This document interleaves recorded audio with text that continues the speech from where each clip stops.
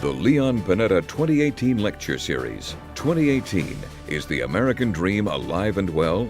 This lecture discusses the American presidency and the American dream, the role of leadership. Ladies and gentlemen, please welcome Sylvia Panetta.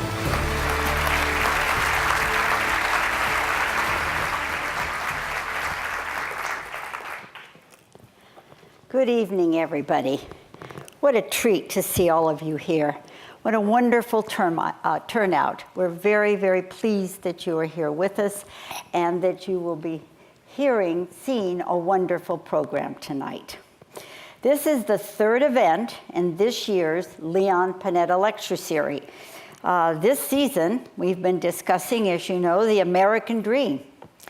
Tonight, our speakers will focus on the presidency and the role of leadership and how that influences the American dream.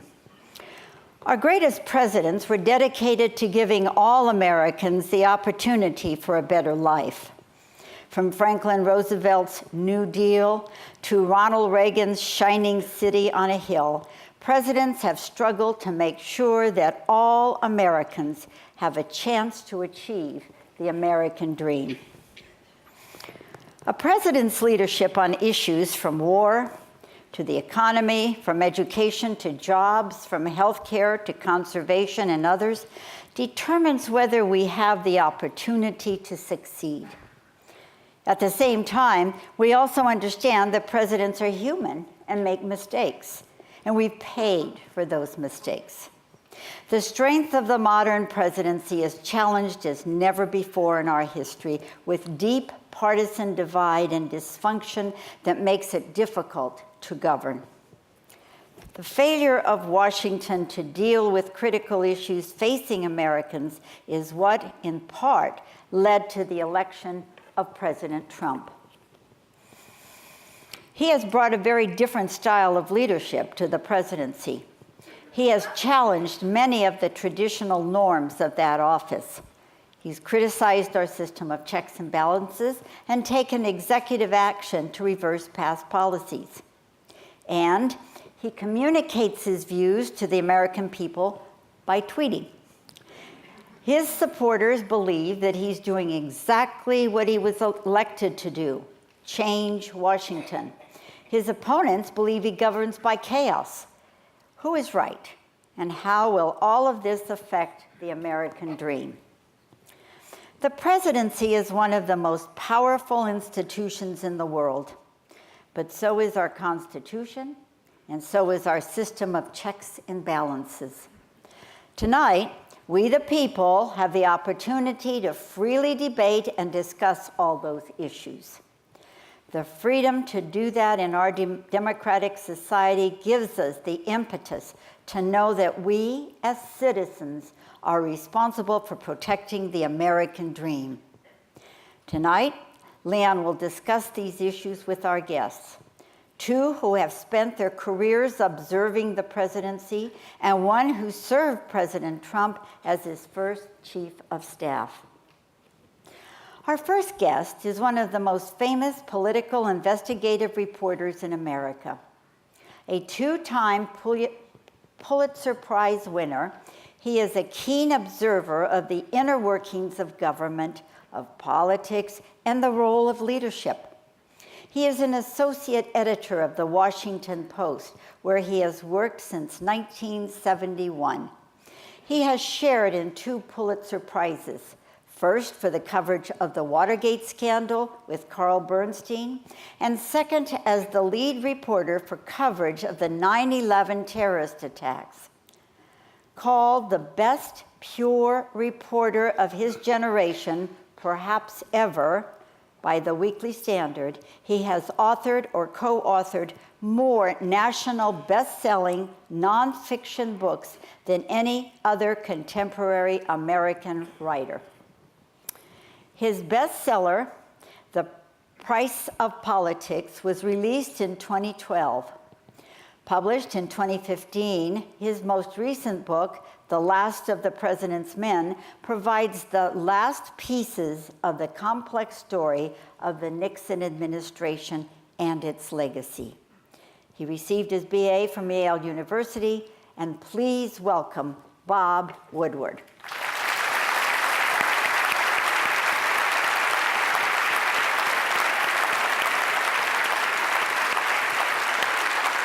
Welcome.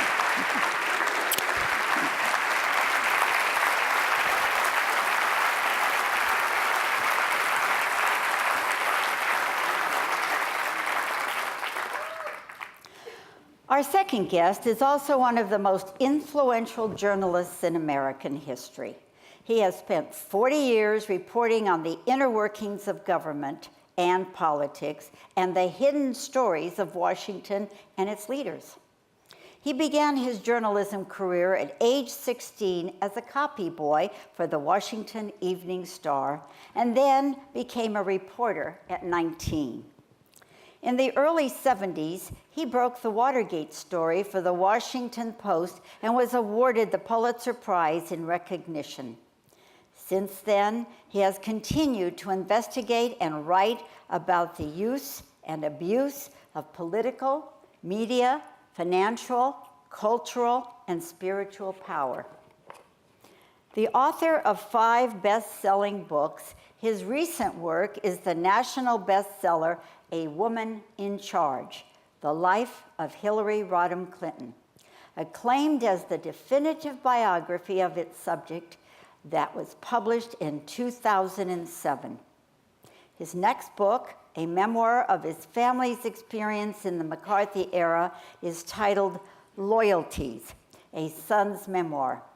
He attended the University of Maryland, so please welcome Carl Bernstein. Thank you, Sylvia. Welcome. Thank you.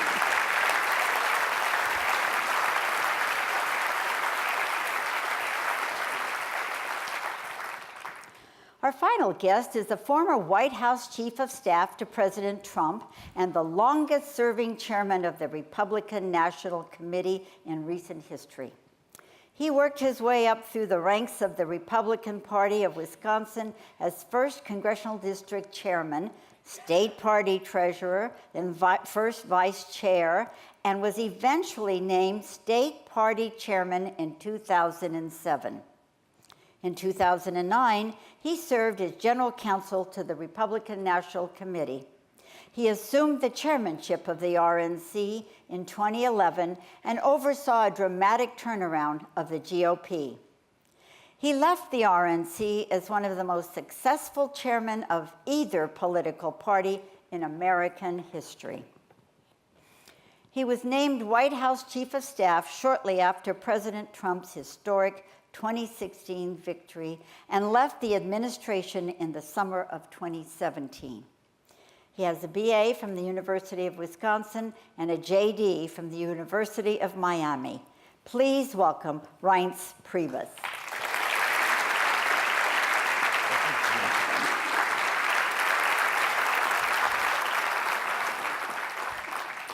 And of course, moderating our discussion is the man who created this lecture series more than 20 years ago. He has served in public life under 9 American presidents, was chief of staff to one president, and CIA director and secretary of defense to another. He knows the importance of good leadership. So please welcome Secretary Leon Panetta.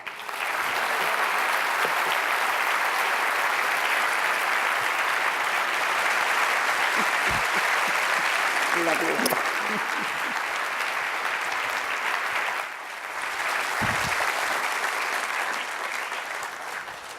Good evening, ladies and gentlemen. We've got a hell of a crowd. You're in for a great show.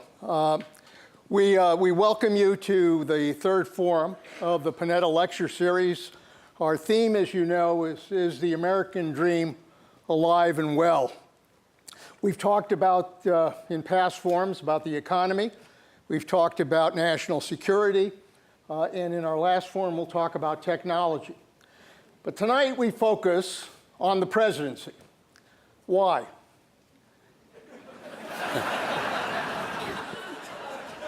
Because the presidency happens to affect the fate of our country. And whether or not people in this country are going to be able to succeed and enjoy the American dream.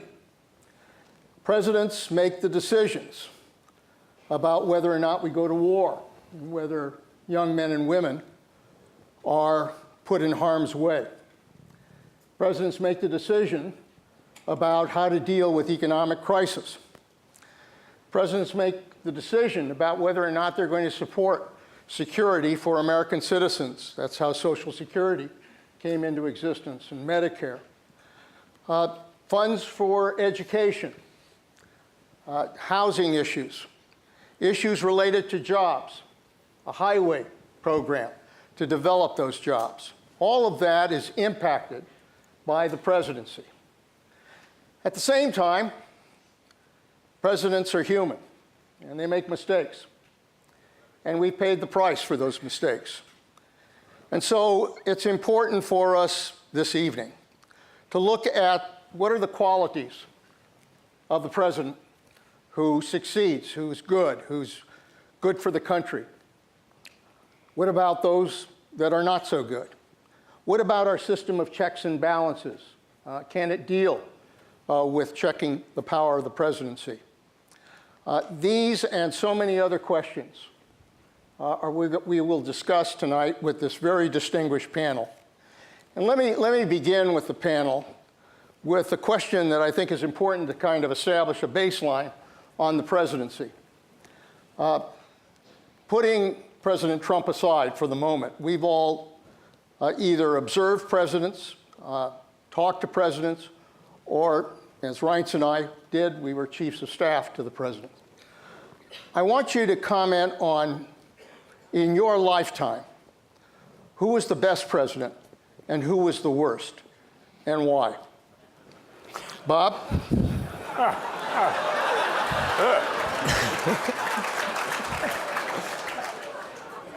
No problem, It's a Leon. simple question. No problem. Easy. The surprise, I think, for a president that I really thought did a great job in our lifetimes was Gerald Ford, Nixon's successor. And I learned that, and it began really 30 days after Nixon resigned. Ford had been vice president, and he was president, and Ford went on television on a Sunday morning announcing he was giving Nixon a full pardon for Watergate.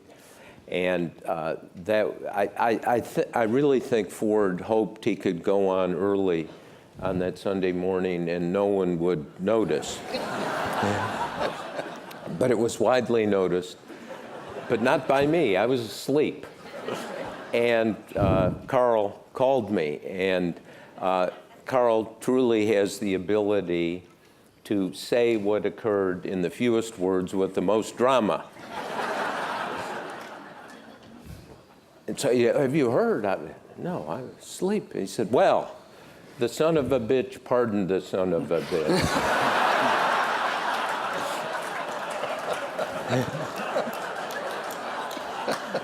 Well, I had True my story. decoder ring on, and I was able to figure out what had happened. And instantly I thought, and Carl agreed, this is perfect. This is the final corrupt act of Watergate, that Nixon gets a free run and a pardon. 40 people go to jail, and thought that for a long time, particularly 2 years later when Ford ran against Jimmy Carter and lost, essentially because of the suspicions of the pardon that there was some sort of deal. 25 years later, in one of my books, Shadow, The Legacy of Watergate and Five Presidents, I went back to re-examine the pardon. Called Jerry Ford up, had never met him, never interviewed him, and said, I want to relook at the pardon, and thought he would say no. And Gerald Ford turned out to be one of the most open, honest, direct people I'd ever encountered. So I had the luxury of time, 2 full-time assistants. I read all the memoirs, interviewed everyone who was alive, and went to see Ford many times. He had a home in Colorado, main home in Rancho Mirage, California. And just, well, what happened? And I remember the last interview with Ford in his little house in Rancho Mirage, right off a golf course. And I just said, why did you pardon Nixon? And he said, you keep asking that question. I said, well, I don't think you've answered it fully. And then he said, you're right. I have not answered it fully. I'll tell you what happened. I haven't even told Betty.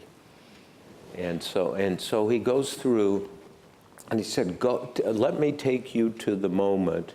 I've been president 30 days. My God, it was awful. There was so much distrust. No one would believe anything. All the news was about what's going to happen to Nixon.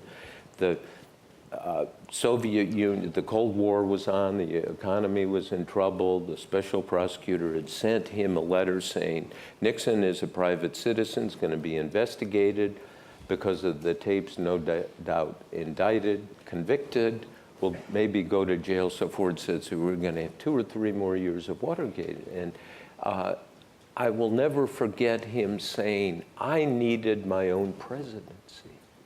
We had to move beyond Nixon. And so I preempted the process.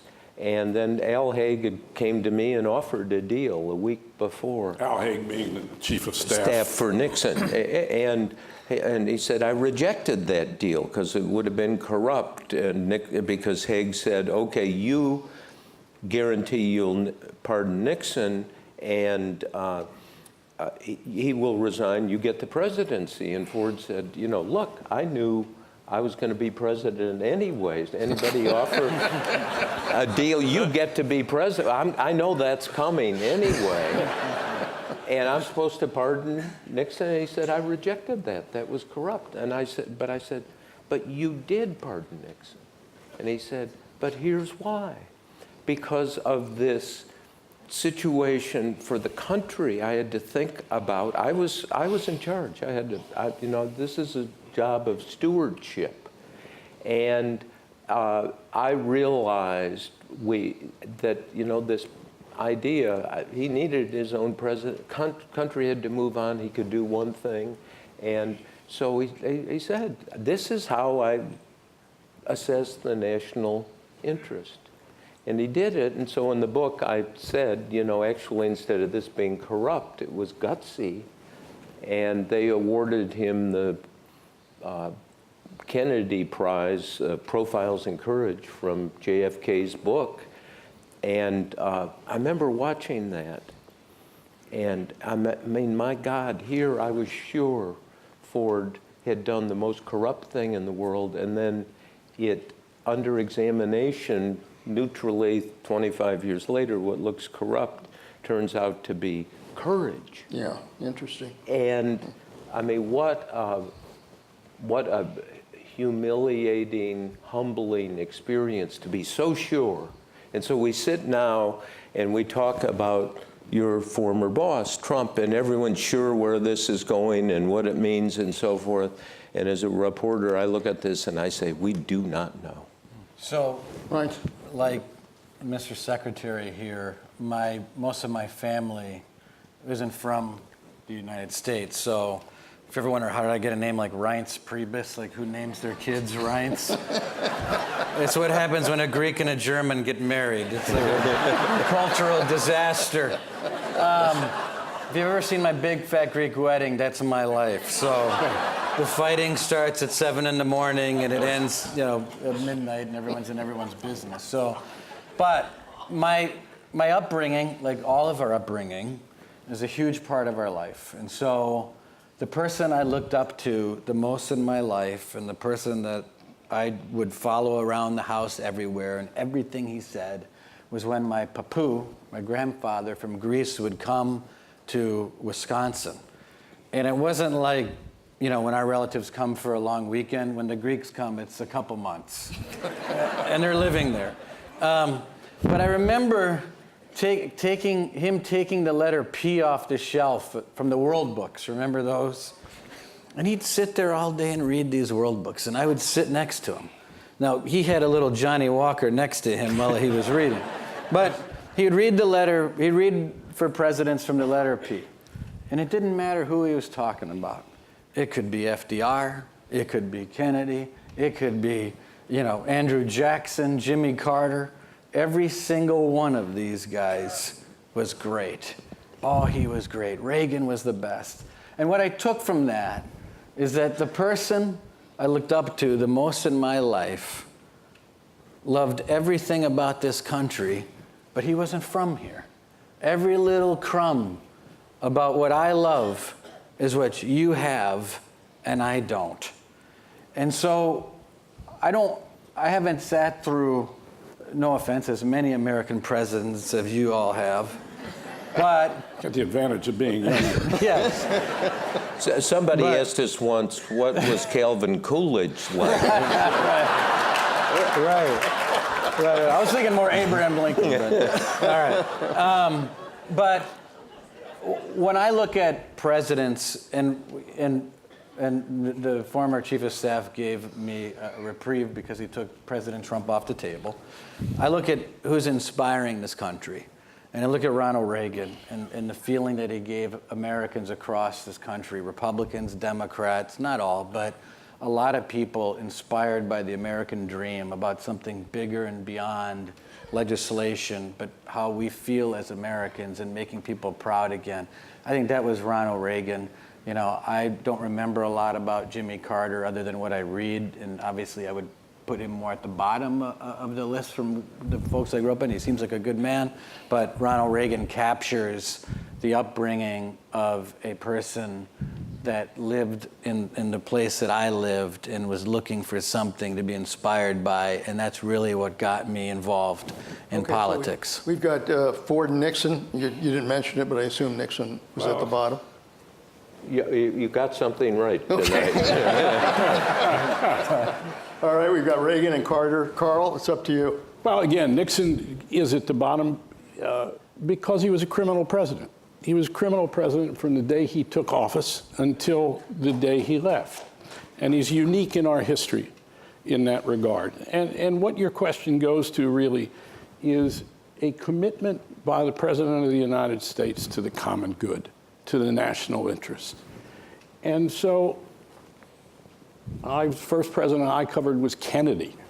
And all presidents have their successes, their failures. But the two that stand out in retrospect, in terms of a commitment to the common good, putting the interests of the country over their own interests without huge character flaws that have brought them low, I go to Gerald Ford for the reasons that Bob has enumerated.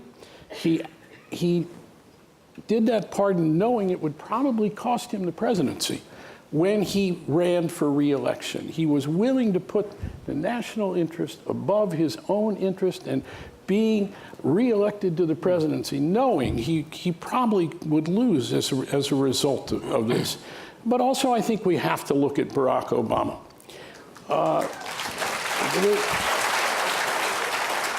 One, in terms of personal rectitude, which he displayed throughout his presidency, whatever his failings in terms of policy, of putting this act of health care before something else, partisanship, whatever we look at, though, I think the idea of the common good and the national interest, and we have to look at Obama in terms of really saving American capitalism, saving us from a depression in the first months and days of his presidency, when the Republican opposition, rather than looking toward the common good, was committed to really undermining the incoming president of the United States. Not a single Republican went to the same solution and embraced Obama's solution of dealing with the financial crisis.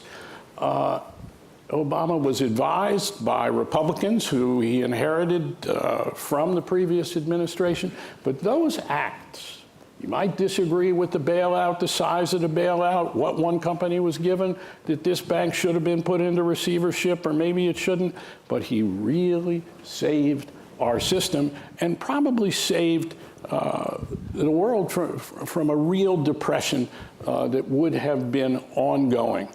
He did it despite the fact that he was being accused of all kinds of things, and that the other way would have been a kind of austerity approach that failed elsewhere in the world. And I think his steadfastness there in, I'm going to do the right thing. And I think that's the basic question. Which presidents go, what is the right thing for the people of this country, for the greatest good, the national interest? And so I think those are two examples. So, Reince, you can't avoid this. We have to now look at Trump, and you know the president better than I think all of us by virtue of having served him in the campaign and then served him as chief of staff. You're quoted as saying about your time in the White House that you can take everything you've heard and multiply it by 50. You can take that either way. A little out of context. You know, what was it like? How identify for us what his strengths are and what his weaknesses are, as you saw them? Well, what I was describing was the job of chief of staff, and you know, obviously, when a 4-star combat Marine and John Kelly says it's the hardest job I've ever had in my life, that goes to tell you that being chief of staff is not easy, and you know that. You've been there. But also, you know, and President Trump is different. He's more complicated. He's someone who's never run for office before. He wants to be perfect. He wants to be perfect on little things, middle things, big things. He's, like many successful people, impatient. But I would say to people who I think get a misread in the media, and take it from me. I mean, I had resigned the day before. Had a great talk with the president multiple times, but I too walked down those steps, read a tweet that I was being replaced by John Kelly. So I'm coming to you as someone who is not here to spin. I think that this is a president who made it very clear who he was and how he was going to govern when he campaigned. People in this country, in most of the country, were tired of being lied to. They were tired of all the phony promises. They were tired of phony. They were tired of plastic. And they wanted someone that was going to be the biggest middle finger that they could find to tell people in Washington to go take a hike. And the president has fulfilled that promise. So what I would say is, and if you're a Republican, and I know that I'm in a part of the country where maybe there's not a lot of them here. Maybe there is. No, there are 4 of them in the back. If you're a Republican, we have some affirmative action. If you're a Republican, yeah, the lottery for like 1 row. If you're a Republican, you love the results of what this president has done. You like the fact that ISIS is on the run. You love the fact that for every new regulation, 22 have been eliminated. You like the fact that this president is on his way of appointing more conservative judges, or any judges, than any president in modern history. Tax cut from 35 down to 21 on the corporate business side. My point is this. We'll probably spend some time tonight talking about what the media talks about, which is what they say is the drama and the chaos. What I would suggest to you is to avoid concentrating on meaningless drama and focus in on the results. Because, you know, look, I got rolled up in some of that. People say, well, how do you have such a good attitude about it? Because that drama doesn't matter to American history. What matters to American history is the success or failures of this president. And if you're a Democrat, you hate it. If you're a Republican, you love it. But the fact is, on nuts and bolts promises that he made to the American people, he's delivering. Let me talk about the modern presidency. There's a great article in The Atlantic by John Dickerson that talks about the modern presidency as an impossible job. and this is a quote, "No man or woman can possibly represent the varied and competing interests of 327 million citizens, perform the ever-expanding duties of the office. The most powerful man in the world is powerless to achieve many of his goals, thwarted by Congress, the courts, and an enormous bureaucracy." Is the modern presidency broken, and is Trump in some ways a consequence of that? No, I think that's the wrong way to look at it. I think a president can succeed. I think it's all about leadership. And you know, if you go for a job interview, they'll say, okay, you're here for this job.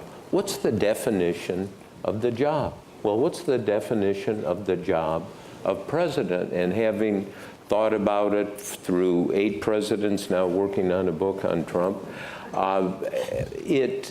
for me, the job of the president is that role of stewardship, but it's also figuring out what the next stage of good is for a majority of people in the country. Real majority, not just a base, not just one party, not just a bunch of interest groups. Because things can be done through the presidency and by the president that really make a difference in people's lives. And then the president has to say, this is what it is. Okay, what's the strategy to get there? It may take years to get there, but that's the job of the president. And it is a shame when it gets misdirected, or, you know, whether some of Reince's, you know, that things seem trivial and so forth. But what I find missing in the Trump presidency, there was the campaign, and there's, you know, he's going to do this, he's going to do that. Where are we going? In the 1960s, I served in the Navy, and I was on a ship, and the executive officer, number 2, I spent a lot of time in his office because I was a troublemaker and a renegade, and he had a plaque. I've never heard you call him a renegade. Yes, all I know. The years that I know. I've known you. Thank you for defending me. And he had a plaque glued to his desk. And I never will forget it because I saw it many times. And it was, "He who does not know to which port he is sailing has no favorable wind." And that's true. There are winds out there that are favorable, unfavorable, and they can get you, but you need to know the port to which you are sailing. And I do not find enough evidence in the public discourse from the president or out of Washington, out from Democrats. Where are we going? What's this all about? What are we trying to accomplish? I think the lack of clarity hurts the president, hurts the country, and hurts all of us. And I think it is a tragedy that there's not some mechanism. I mean, did you ever try to figure out to which port Donald Trump was sailing? Well, I guess I respectfully disagree. I mean, I think if you look at the first year, you have you have the appointment and the nomination of Neil Gorsuch, which have a profound effect on the Supreme Court. At the same time, we tackled the health care bill unsuccessfully.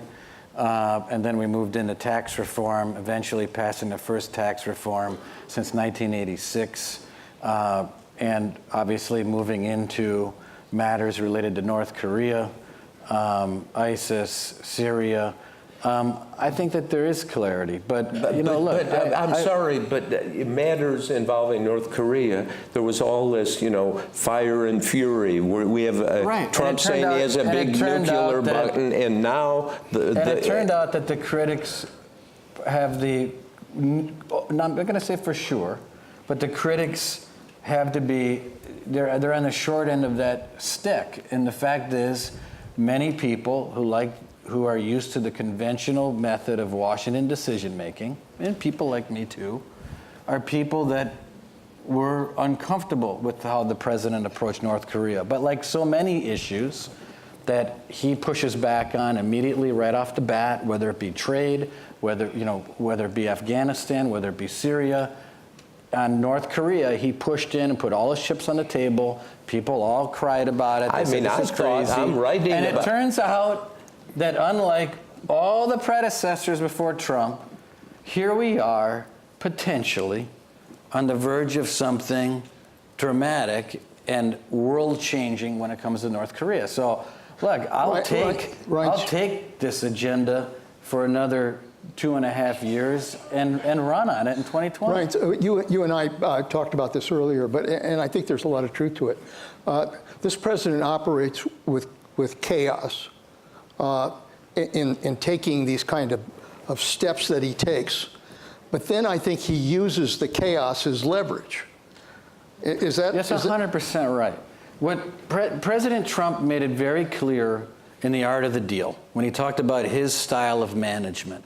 His style of management is not the same old process we're used to. What he said in The Art of the Deal is he likes to keep things loose, he doesn't want to be overbooked, and he wants to come to the office and see what develops. What the president does is he puts people around him that don't agree with each other on a whole lot. And you read about it every day. So if we're talking about trade, he'll have the guy from Goldman Sachs, Wilbur Ross, Reince Priebus, Steve Bannon, all these people that are of, different species. I mean, natural predators almost. And they'll stand there in front of the aptly named Resolute desk, in front of the president, and they will have it out.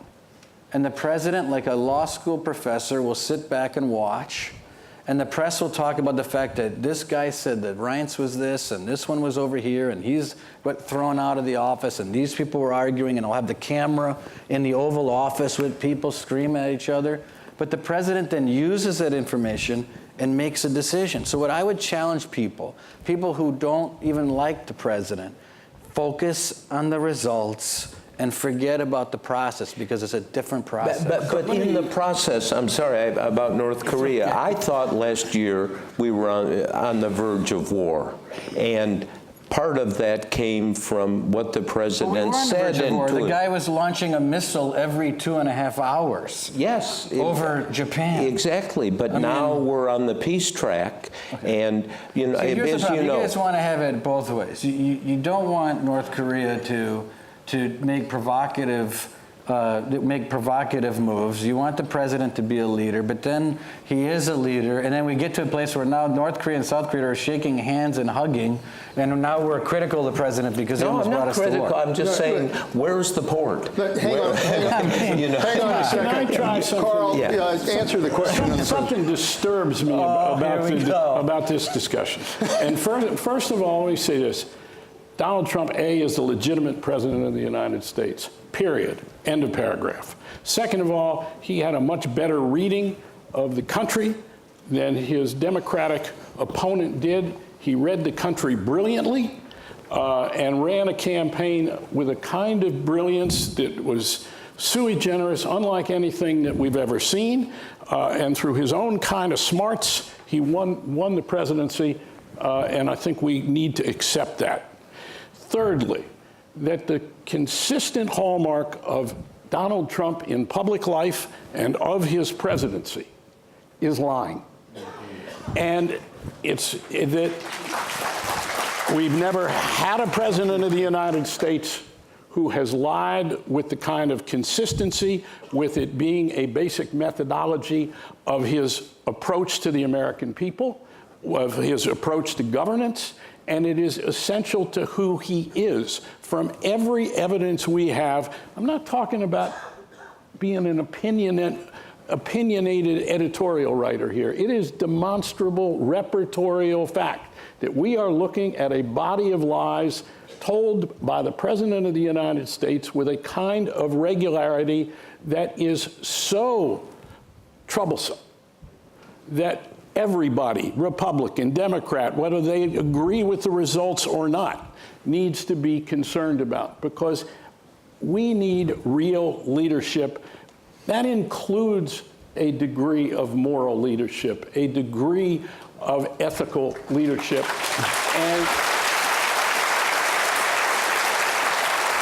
And indeed, when other presidents have gone to lying in terms of really being essential to some of their acts, Nixon, who again was a criminal president from day one till the day he left office, he didn't lie every day. But when he did lie in Watergate, it was the end of him.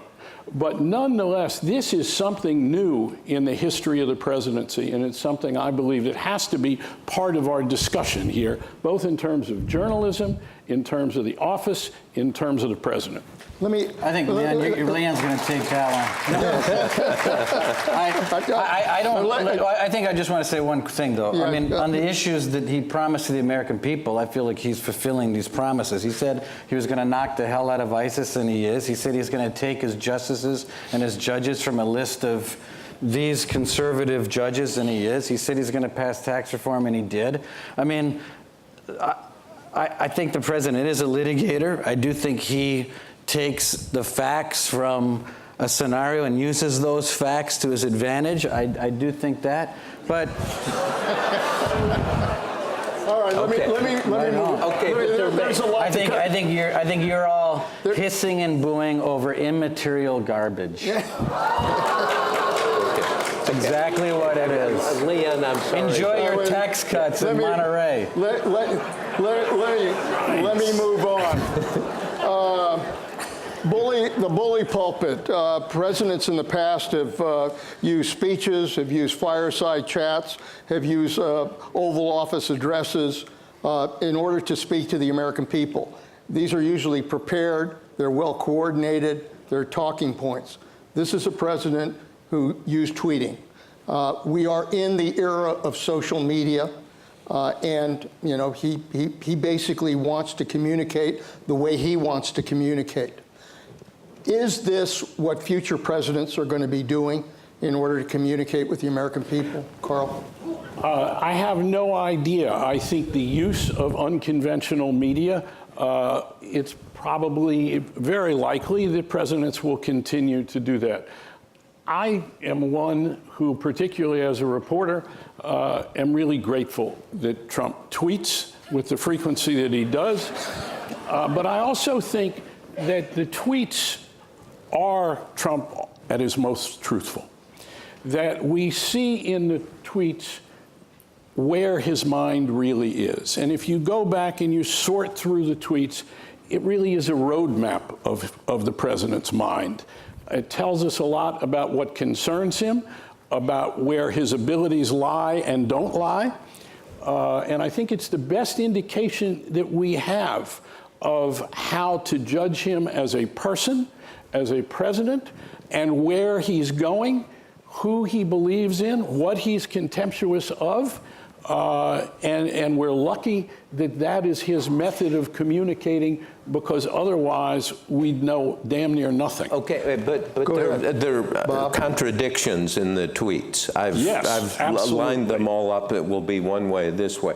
But in terms of listening to Reince's point, trying to think this through, there may be some strategy in this, and it was on Trump's part. 2 years ago, young reporter at the Post, Bob Costa, who you know, and I interviewed Trump. And he was right on the verge of winning the Republican nomination. And it was at his hotel on Pennsylvania Avenue undergoing renovation. And Costa and I said, okay, now, you know, he's going to win the Republican nomination, but he probably won't be president. So let's think about the things we can ask him that will address what's inside, what's driving him. So we spent some time, and one of the, very interesting interview in retrospect, but the most important moment was, I believe, we said, President Obama, still president at this point, had talked about power, and the presidency ultimately is about power. And Obama had said in his first inaugural that power comes to the United States from its restraint and humility. and you could just see Trump, you know, those words. I wish there were a video, yeah, because he was kind of, and then Obama just said, real power, I was quoting Obama to Trump, real power comes from not using violence. And then Trump, and I swear, it was almost Shakespearean. It was almost like Hamlet turning to the audience in, you know, one of those asides, here's what I really think. And Trump said, quote, real power is, I don't even like to use the word, but real power is fear. I don't know. And I've gone back and thought about that in the context of, you know, what he does. He scares people. He scared the hell out of Kim Jong-un. And you look at it and you follow this, and the North Korean leader is now going to meet. Now, whether that's a strategy of mobilizing fear, I don't know, but you start trying to say, does that make sense to you? Well, maybe, but It's it's out of his own mouth. There's more to mouth. it than that, too. There's part of the equation, and there's all kinds of pieces on the chessboard that are moving. He also has an incredible ability, and you've talked about this before, of engaging in people in one-on-one settings that you can't fully appreciate watching the news every night. He is incredibly gracious with people, meaning, I don't know how to describe it, but there are some people, you know, when they have an ability to meet people one-on-one and become instantaneously tight. I saw that with President Abe. Yes. Clinton was good like that. I saw that with President Xi. And he uses these relationships, and they're genuine, to form these bonds that are necessary in order to get this situation in North Dakota under control. Without that close relationship, if it was phony and baloney, North Korea. Right. What did I say? You know, What did I say? Actually, he won North Dakota. He won North Dakota. I'm telling you. Right. Scary hockey team over there. Wisconsin fan, you look out for North Dakota. But if that relationship wasn't real with President Xi, we just wouldn't be here right now. So there is a genuine God-given skill there that I don't think the media gives the president enough credit for. but I have to ask. Will you shut up for a second? Yeah, I think Right. In 46 years, I never said that. Leon has just given me the middle finger. Right. Let me ask you, as you're chief of staff, and you've got a president who's tweeting at 5 o'clock in the morning. I mean, if I served a president that did that, it would drive me crazy. and I mean, how can you deal with a president I was also who's chairman of the tweeting? RNC for 2 years during the campaign, right? And so I was the guy that was constantly calling the soon-to-be president, say, you can't do this, don't tweet that, this is the way you do it, this is the way you don't do it. And he did it the way he wanted to do it, and he became president, which, you know, if you look at President Trump, you cannot deny the fact that he's a man who has achieved incredible success. And some people sneer and jeer, but wait a minute. He is a billionaire. He is president of the United States. Oh, okay. He's got more money than we all do, okay? And he is president of the United States. And, okay, well, apparently some people don't agree with you in this room, Carl. And he's done it while people like me were telling him, don't do this, don't do that. And it turns out that he did it, and he won. And on election day, he was at 37%, and he won. And so it's harder to get to your question when you're chief of staff 6 months later to say, don't do this, don't do that, when he's heard it all before, and those people in his mind were wrong, and he was right, and he was affirmed by the American people. Okay, we're at the halfway point, but I really want you to address this issue before we go into the questions, which is the role of the press. since both of you are in the press, both of you really use the press to check the power of the presidency. And yet, presidents have always had rough relationships with the press. But it's pretty bad right now. And we saw it over this last weekend at the Correspondents' Dinner. Comedian got up and attacked Trump. Trump was in Michigan attacking the press before his crowd. And so there's a lot of questions about what is the role of the press today? Has the press lost its credibility, or is it still an effective check in our system? Well, I think we're in danger of losing our credibility, and we've lost credibility with lots of people. And the criticism that Trump has offered very aggressively, 45 years ago in covering Watergate, Carl was 11 years old. I was 12 at the time. We were kids. And there was the leader of the free world, or his spokesman, Ron Ziegler, up there saying our stories are full of lies, that we are character assassins, something that I think Trump has not yet called the media. And the message to us from our editors, the great Ben Bradley and others, was keep doing the work. Don't get consumed with trying to fight this. And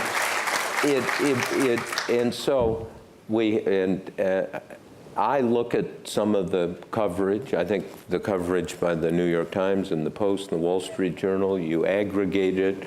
It's been very good, some mistakes and so forth, but Trump has such an ability to set people off, and he's done this to the press, and people have taken the bait, and there's too much, people have lost their equilibrium in the media, and I think you have to take the Ben Bradley rule. He always said, here's what you do. Nose down, ass up, moving slowly forward. Carl, just a quick comment on the role of the press. Where are we today? Well, Trump has tried to make the issue of his presidency, and Nixon tried to do the same, as Bob has indicated, the conduct of the press instead of the conduct of the President of the United States. And he's had even more success, and Nixon was successful at it for a good while in the early stages of Watergate. People were believing Nixon, not what we were writing in the Washington Post for a long time. This is a different time in America. We're really in a state of a kind of cold civil war in this country today. Donald Trump didn't cause it. He's evolutionary in terms of it was perhaps inevitable that we were going to be at a place like this with a president who appeals to part of that cold civil war and indeed tries to stoke the cold civil war by appealing to a base rather than trying to appeal to a united vision of the country that most citizens can appreciate. That's his methodology. And he wants us to be, he's called us the enemy of the people, as Joseph Stalin once used the phrase. It's extraordinary. And we are faced, and Bob is really right here, the reporting by the New York Times, the Washington Post, the Wall Street Journal, some of CNN's reporting, I believe is the best reporting on the American presidency on a daily basis that I have seen since I went to work in 1960. There also is the fact that we need, as Ben Bradley appreciated, we also need a kind of reporting where reporters step back, take a month, 2 months, 3 months on a story and look at the presidency with that kind of distance and care, and you're not on a daily deadline. But also that we have ventured sometimes too far into the pejorative. And it comes partly because the quote press does something now that it didn't traditionally at the time of Watergate, and we've seen increasingly in the last 20 years, and that is reporters, myself included, Bob included, we go on television and talk about what is going on beyond what we write online or in the paper or even in our books.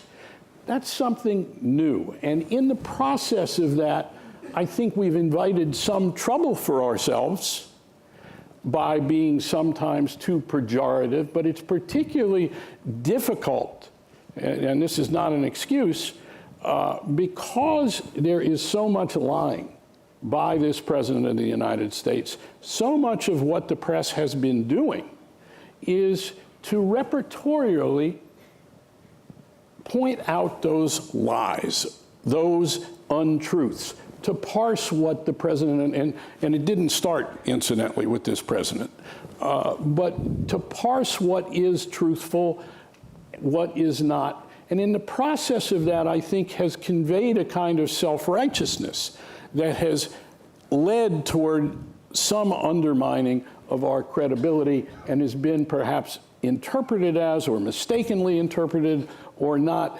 as adversarial without any relationship to trying to get to the truth, when I would say the purpose of it is to try to get to the truth. Long-winded answer. Right, just hold on a second. Let me get this done, because we've got to recognize our question review team and the people who select the questions. I'll ask you to hold your applause while I give you their names. Chelsea Adami, who's a local news editor for the Salinas Californian.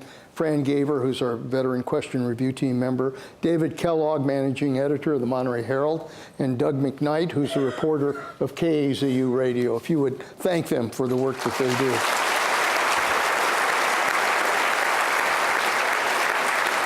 And lastly, we had a great turnout of students. We had over 600 students today at our session with the speakers, 600 students.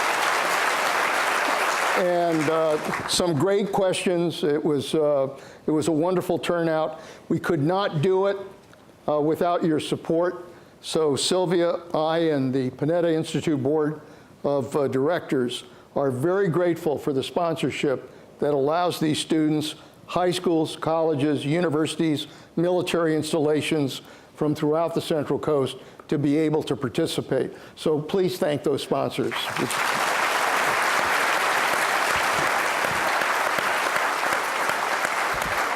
All right, you're going to say. I was going to say that, and we'll move quickly, and I think these gentlemen here are American legends, and they view the press in a way that what I dealt with in the West Wing and what I dealt with for 6 years at the RNC was many times reporting based on anonymous sources, reporting based on, 3 people said that this person said that the president was an idiot, and we're running with it. What do you have to say about it? And it's a bunch of inconsequential garbage, BS. And most stories that we have to deal with are like that. Now, granted, there are real stories that need to be covered that are serious, and I understand that. And I'm not actually saying that most of the reporters that work day in and day out in the West Wing are good, decent people. I don't think that they're making up quotes. I don't think that it's out of thin air. But I do think that there are troublemakers and nefarious people that if you get 2 or 3 of them, granted, you can create a story and you can pop it up on a website and you can get a lot of clicks. What I think is missing a lot of times in the press is the discernment to decide whether a particular story of very little value is worth the time and the filth that it creates. And so I don't see the discernment. I see massive competition. I see clickbait. I see headlines that don't match the stories beneath. And that, to me, is where most of our fights occur. Okay. And by the way, the press's polling with the public is below Congress right now. So obviously something's wrong. And the American people feel that the press is not being honest with them. And when they do things like they did on Saturday night, they just make President Trump the winner again. Okay. Yes, that's true. But quickly. But here's there's partial truth in what you say. I think that's true. Absolutely. And of course, you contradicted the president who says the press makes up things Well, I all think the they- I time. think You said they sometimes they don't. do. Listen, No, you I've just got said some- they don't. No, You I said said you I don't believe think they most don't. people in the West Wing, I don't believe they make Yeah. things up in thin air. But I have been, and I'm not going to go through it right now, but I have been in situations where matters that are reported by the press are not as they have appeared. The Andrew McCabe story is a classic. Yes, and I true. won't repeat it. But here's- it is a total classic snow job, and they knew it. Right, but here's the interesting thing. There needs to be self-examination and introspection on the part of the press. We need to produce a better product. How do you produce a better product? Time against the problem. We used to have at the Post little signs that we put on above the screen at somebody's computer, and it was FAA. And that didn't mean Federal Aviation Administration. It meant focus, act aggressively. And we've got to focus, we've got to act aggressively, we've got to be fair, we've got to improve the product. And if we don't, anybody, go tell people who've been in businesses where they've had a product that's not selling very well, and they are not in business anymore. Okay, Can I ask first the audience- question. No, you don't get to ask the audience anything. I'm interested what they think about the press. Let me ask you I'm their going to say I questions, tried would you to please? shut him up for 46 years also. Woodward Welcome to the Woodward and Bickersons. Bernstein. Can I tell the story? No. Let me ask the damn question. It's a good story. Woodward and Bernstein. Okay. You were involved in Watergate. What are the differences and similarities between Watergate and the Russian investigation, and will it end the same way? First of all, we don't know where the Russian investigation is going to go. What we do know is there has been a cover-up, that the president has attempted to cover up and been untruthful about many elements of what we have seen and what has been reported. That he has tried at various turns to undermine lawful investigations. That doesn't mean he has committed legal obstruction of justice. That remains to be seen. There's a big story that the New York Times has put out about an hour ago with 48 questions that Mueller wants to ask the President of the United States. It's an interesting list that gives some indication that Mueller is very much looking into questions of, quote, collusion, that matter has not by any means been put to rest, but we don't know where it's going to go. Watergate was about a series of crimes that there was evidence from the beginning of that was quite clear about the criminal acts. And then it was a question of well, who committed these criminal acts? And it turned out step by step that Richard Nixon, the President of the United States, had presided over this web of criminality and the cover-up of the criminality. Where we are now is it's unclear what the criminality was. In the case of Watergate, it was an extraordinary attempt by the President of the United States and those around him to undermine the most important element of our democracy, and that is our electoral process. Nixon and those under him wanted to, and succeeded to a large extent, determine who the nominee of the Democratic Party for President of the United States would be through a huge campaign of political espionage and sabotage, of which the Watergate bugging and break-in was a small part. And the object of this was to undermine the strongest candidate for president in the Democratic Party, who Nixon thought would be Senator Muskie of Maine, and to see that the Democrats nominated the weakest candidate, who may have been a great man, but was a really weak candidate, and that was George McGovern. And so you had, and then we in the press were able to establish some ties that Nixon had indeed, and those around and closest to him, had engineered this.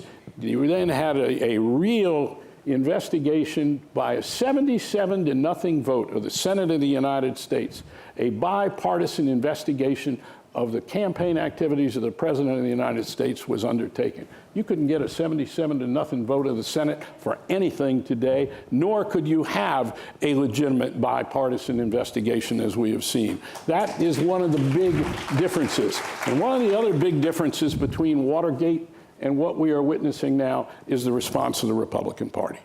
That the blind defense of this President of the United States, without regard to the facts as they've been developed so far by the Republicans in Congress particularly, is very different than what occurred in Watergate. Go ahead, Bob. Yeah, I mean, real quick. The internet age is really different. Impatience and speed drives it. Give it to us real quickly. And I've talked to a reporter, and I said, when you go out for an interview, and he said, oh no, I never go out for interviews. What? said, oh, I do it on the internet, or sometimes the wonderful intimacy of the telephone. And I thought, you know, we are not getting out. And if I do a quick anecdote of working on the fourth Bush book, there was a general who wouldn't talk. And I wanted to, emails, intermediaries, nothing. So I found out where he lived in the Washington area. And I thought, okay, I'm going to go without an appointment. And this is the technique I learned from Carl. You just show up. And I have a little technique of that somebody in the CIA once said, let the silence suck out the truth. It was you. You need to be quiet. You got this one. Yes, right. And so take this finger and stick it over the little finger and jam it down into the fingernail so it hurts. And it is a reminder to me to shut up. Believe it or not. I told you it was the Panetta rule. Yes. And so knock on the door. And first of all, you have to go at the right strategic time. You have to go about 8:15 on a Tuesday night. After a drink. Yeah, after the generals had dinner and so forth. So he opens the door and he looked at me and he said, "Are you still doing this?" And I just did this. Poker face. And he looked, and I just, not anything. And he then gets a disappointed look on his face, I think not because of what I did, but because of what he was about to do, which was, come on in. Sat for 2 hours and answered most of the questions. Now why? Because somebody showed up. We're not showing up. We're sitting at our terminals and... Good point. Right. President Trump has reportedly discussed not having a chief of staff. What do two former chiefs of staff have to say about that? I'll let you handle that. Well, is having a chief of staff absolutely necessary with this president? And let me add to that, if you could also comment on the fact that there really has been a great deal of turnover. We've had almost half of the staff turnover in less than a year. A lot of reasons for that, but give me your sense of why you think that's happening. Okay, well, first of all, President Trump was the chief of staff. When I was there, I was chief of stuff. So I always tell people, like, you know, had certain things that I did. But the president is the chief of staff. He's the comms director. He, you know, Ford called it the spokes on the wheel. The idea that the president's really in charge and he has these direct reports coming to him. And I think that he's a person that likes to be involved at every step of the way. He's the guy that's going to be served dinner. He's going to be the guy on the grill, the guy husking the corn. He wants to be involved in everything going on. And that obviously begs the question as to whether or not he actually needs a chief of staff. I think it's a legitimate question, and I know that's been debated in the press, and most traditional chiefs of staff think that that's crazy and you can't do that.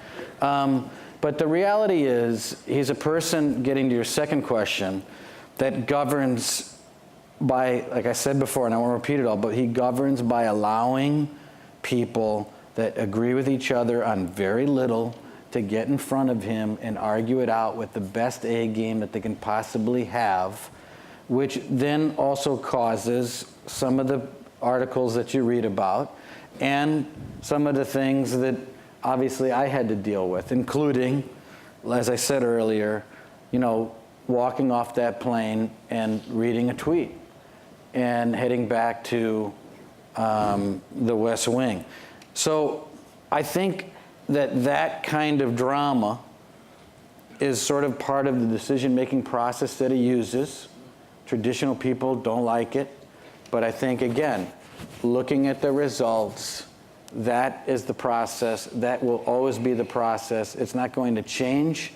And I would argue that it works for this president, and it works for the promises that he made to the American people. So it's likely that we're going to see a lot of turnover in the White House staff. Yeah, I think you will. And that's sort of why, people think, I mentioned this earlier, you've got this attitude, but, don't you remember what happened to you when you were in the West Wing? That's because that drama, my drama, whatever it was, doesn't matter to American history. And I believe the results of what he does matters to American history. All right, let's talk about the president now as commander-in-chief and dealing with this issue in North Korea. How confident are any of you that North Korea will completely denuclearize? And let me add to that. Give me your sense of what a Kim Jong-un Trump summit is likely to produce. Now, just based on my own experience, takes a good question for you to answer. Yeah, well, but you have summits. You do a lot of preparation, a lot of work. Sometimes you basically negotiate on issues for a year or more before the principals come in and get an agreement. Just because this is a complex issue. This is about, how do you denuclearize? How do you stop the missile tests? How do you do the inspections? How do you do the verification that needs to be done, along with 100 other complex issues? So I guess the question is he going to go into this thinking that he's going to get a deal, or is this going to be a photo op, or could this be a disaster? Well, there's some interesting, there's partial answer in the intelligence, which is classified, not public, but in working on this subject, the intelligence agencies tell the president that Kim Jong-un will not get rid of his nuclear weapons for the obvious reasons. That's his leverage. That's what got him to the point he's at. And what could be given to him that would be some legitimate trade-off. And the reality is, okay, you get all the U.S. troops out of South Korea, 35,000, when you measure everything, and maybe that would be desirable. But the United States has a submarine fleet, a aircraft carrier fleet, planes, and so forth. And bases in Tokyo. Yeah, bases all over the place. And so the intelligence conclusion quite recently has been, you'll never get him to give this up, because that's his weapon. That's what makes North Korea a major power. Ergo, what happens? Well, but you see, this is the problem with people trying to predict the future. Who knows? and you know, and we run around in there. What's going to happen? What's going to happen? There also is one big unknown. I think we don't know what's going to happen, and one of those unknowns is, until now, as Bob is saying, that the existence of the North Korean state, like the existence of the Pakistani state to some extent, and some other places, is dependent on the nuclearization question. That really, if North Korea is a nuclear power, his belief, Kim Il-jung, is that there is a permanence to his state. And so one of the questions being debated, and Bob, I think you can elaborate on this, by people in the intelligence community, well, is there a possibility that if somehow the South Koreans, the Chinese, and the Americans guarantee in some meaningful way the continued existence of the North Korean state, is there a possibility that he then would disarm? But we don't know the answer. Is only a piece of paper. Yes. And its value is the value of a piece of paper. And the new national security advisor was on. John Bolton. John Bolton was on television this Sunday, and he was saying, oh, look at Libya is a wonderful example. They gave up their nuclear weapons. That's right. Bad example because Gaddafi is dead. That's what he got. That's what he got. And so they're going to be looking at that. But and on this, I think you have to, because what happened last year on North Korean debate within the administration after you left was, hey, look, Kim Jong-un almost, or maybe does have an ICBM with a nuclear weapon on the top that could reach the United States. And the argument to the president by the people who were saying, we've got to act, was simply, do you want on your resume, Mr. President, that the most volatile regime in the world got the capacity to strike the United States with a nuclear weapon? And his answer, what would be your answer? No, I don't want. Okay, then what do you do? And there are some, and President Trump has said this quite openly, there are some draconian options that are draconian. Also, add on to this a little bit of an aside. From the day we walked in the door, before that, President Obama met with President Trump and told President Trump very clearly, and the president would repeat this often in the Oval Office, that your #1 issue is North Korea. And you should also be assured that there is not a day that goes by. I think you all know that the president has an intelligence briefing every single day with the intelligence community. There's not a day that goes by that there isn't a portion on North Korea. I mean, every single day there is learning and teaching and things that go on that the president listens to about I mean, North Korea. answer this question of, in a few weeks, late May, early June, they're going to sit down. For the life of me, I cannot imagine that they can cut a deal in terms of the specifics of what needs to be done. Sure. So what I anticipate as the best scenario is that they meet, they have a broad agreement on a framework of what possible issues, you know, some agreement on denuclearization, Sure. an agreement on some other broad things, but the specifics of that are going to have to be negotiated out. I'm sure this is going to take a while. It could Yeah, be multiple exactly. meetings. But President Trump, as he's inclined, you know this very well, if there's some steps positive, forward, it's he's going to be- he's going to proclaim a victory, a win. and he probably should. Nobel Peace And Prize. yes, maybe he should. And maybe he'll so- get it. You know, and so maybe peace in our time is at hand, to mix some old historical metaphors. All right, keep your fingers crossed, folks.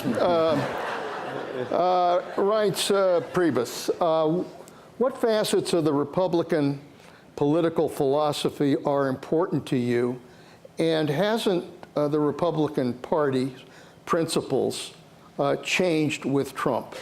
So the second part, I'd say no. I think that President Trump is so unique to himself. I think that he is a person larger than life. I don't believe that any of that is true, that people debate that, you know, the party's permanently changed. If anything, I would say in some cases changed for the better. I would say that we have opportunities in this country. When you look at Michigan and Pennsylvania, Wisconsin, Iowa by 10 points, Ohio by 10. I think without the president and without, I think, his brash, in-your-face style, some of that wouldn't be reality. But I also don't believe that the just like in converse, I don't believe that the party benefits from the growth that Trump has brought long term. Just like I don't think that the party is injured by anything that you might consider to be injurious to the party, because I think Trump is so unique to himself and to who he is that the greater public understands. But look, the Republican Party that I know, the party of Reagan, were for less spending, sure, not more spending. They were for balancing the budget. Well, Reagan not had huge more spending debt. too. So Well, I mean, I know, but it's the growth of government. I mean, look, until the government, if you want less debt, the American public will have to decide whether or not it wants to tackle Medicaid, Medicare, Social Security. There is no trajectory. I'm not advocating it. I'm just telling you the numbers. There's no trajectory that can get us to a place. Well, we got a $20 trillion debt. So, exactly. Aren't we going to deal with and that every at some president, point? I don't disagree with you.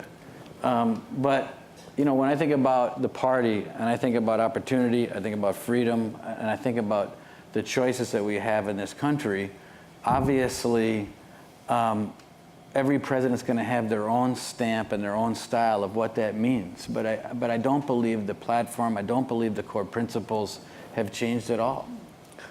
But the Republican Party was for free trade. Well, I think most people in the party are for free trade, but you know what? The president isn't lockstep with every single piece of the platform in the Republican Party, just like Barack Obama and Bill Clinton was not in lockstep with every piece of the DNC platform.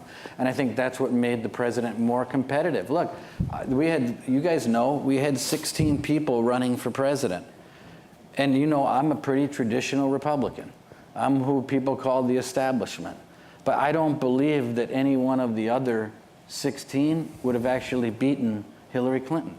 Yeah. So while some of this stuff is bizarre for people to listen to that don't, you know, might be Democrat, don't want to believe it, he brought forward a potpourri of beliefs, some of which and most of which came from the Republican Party, but some of those beliefs came from President Trump. And he put it together, he read the electorate, and by the way, it's not just an American thing, it's happening in the UK, it's happening in France, it's happening in Italy, it's happening all over the world of people sick and tired of being lied to, sold a bill of goods, getting nothing in return. All right, let me ask this question based, I mean, kind of on where the party is now, because we're looking at an election in 2018. And predictions right now are that, you know, Democrats are in a strong position to take control of the House, perhaps take control of the Senate. Let me ask all three of you, what do you think is going to happen in November of 2018? Carl? I don't know. I think the demographics and what's going on now, conventional wisdom is that the Democrats will take the House. Probably a better than even chance that's the case. I want to try to frame the question a little bigger and back to the theme of your institute here. And that is about democracy working. This discussion and what's going on in our politics is taking place in a context in which our institutions of democracy in this country are not working. And I've never heard it expressed more eloquently than Reince did this afternoon. in an With the earlier, students. with the students in an earlier session in which he talked That about was the our single, rehearsal for that's tonight. right, in which he talked about the single two structural elements that are keeping our democratic processes in this country from working. Gerrymandering of districts, I'll let Reince enunciate it, and the electoral system itself, which means that really, as you put it, 8 Well, his states. conclusion is different than No, mine. no, go ahead and say what you did. It No, was- what I and talked about what was- I said also is I've never heard a Democratic chairman express as eloquently as you did. This is not a partisan matter, and what you said is so important. I'm laying out again. No, but we talked about a couple things earlier today. And one of the questions the student asked was, she felt like her vote didn't count in California, and I don't disagree with her. And but the Electoral College is such that when you run a national campaign, when you're chairman of the Republican National Committee and you're the DNC chairman, we're basically raising $1 billion each to be spent in 7 states. There is no national campaign for president. It is like having 7 governors' races in 7 states and us putting all the data, all the ground game, everything we have in those states to win that election. And so that is the Electoral College that we have in place, and that's what we use. But the other piece of this was we were talking about bipartisanship and whether or not bipartisanship was alive or dead. I tend to be more cynical and believe it's mostly dead. And the reason is quite simple, is that if you're looking at state legislatures or House seats in the United States, and if Leanne and I were best friends, and we had a beer together every night on the porch, and we were both in Congress. Right, so we got about 30 seconds. Okay, so his district would go that way, and it's 80% Democrat. My district would go that way, and it's 80% Republican. And we have no incentive whatsoever to ever work together because we'd lose and we would never get anything done. So that's the short version. We can talk more about it later. Yeah, ladies and gentlemen, we're talking about, obviously, a divided country at a time when we're facing a tremendous amount of challenges, and challenges with regards to leadership. I've said to the students, in a democracy we govern either by leadership or crisis. What is needed today, more than anything, is leadership, political leadership, that is willing to take the risks associated with leadership in order to deal with the issues that we have discussed here today. And a lot of that leadership, I might say, also rests with this audience and your participation in our democracy. If you continue to participate in our democracy, I am confident that our democracy will not only survive, but it will thrive in the future. Thank you very much, and thank our guests.